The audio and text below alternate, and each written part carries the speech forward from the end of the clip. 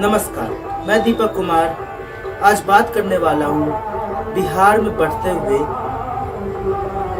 Crime graph का। आखिर ऐसा क्या हो जाता है भारत में, हमारे बिहार में खासकर, कि जहाँ पे सुशासन की बात होती है, जब भी नीतीश कुमार से बात की जाती है तो हमेशा बोलते हैं कि बिहार में सुशासन है। लेकिन हम देखते हैं कि मधुबनी के बेनीपट्टी के रहने वाले एक आरटीआई एक्टिविस्ट, जो कि एक युवा पत्रकार थे, मात्र 24 साल की उम्र के थे, उनकी इतनी निर्मम हत्या कर दी जाती है।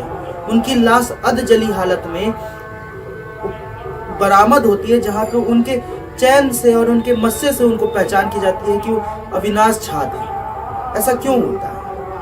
आखिर क्या बिहार में कहाँ छूट रह जाती है, कहाँ पे ऐसी दिक्कत आ रही है कि सुशासन व्यवस्थित नहीं हो पा रहा है?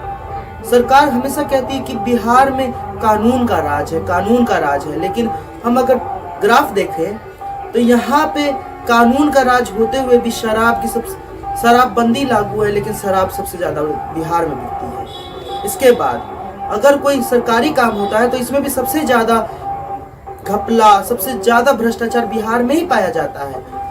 चाहे छोटा से छोटा सरकारी काम क्यों ना हो, इसमें भ्रष्टाचार हो ही जाता है। और उस पे भी अगर कोई पत्रकार या कोई आरटीआई एक्टिविस्ट अगर इसके खिलाफ आवाज उठाता है या उसको जनता तक लाने की कोशिश करता है तो उसकी हत्या कर दी जाती है। आखिर कहाँ बिहार की सरकार फेल हो रही है? आखिर क्यों इससे ये क्यों नहीं हो पा रहा है उसे? क्यों वो कानून का राज जो है नहीं स्थापित कर पा रहे हैं?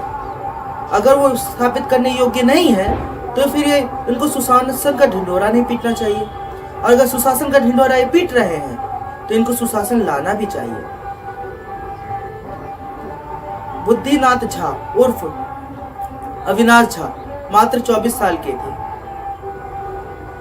उन्होंने सिर्फ और सिर्फ फर्जी अस्पतालों के खिलाफ आरटीआई दाखिल की थी।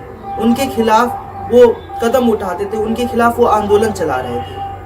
अगर सच के लिए लड़ना बिहार में इतना ही बड़ा गैर कानूनी काम है, इतना ही खतरनाक काम है, तो क्या बिहार उस योग्य आपको लग रहा है कि कुछ कर पाएगा?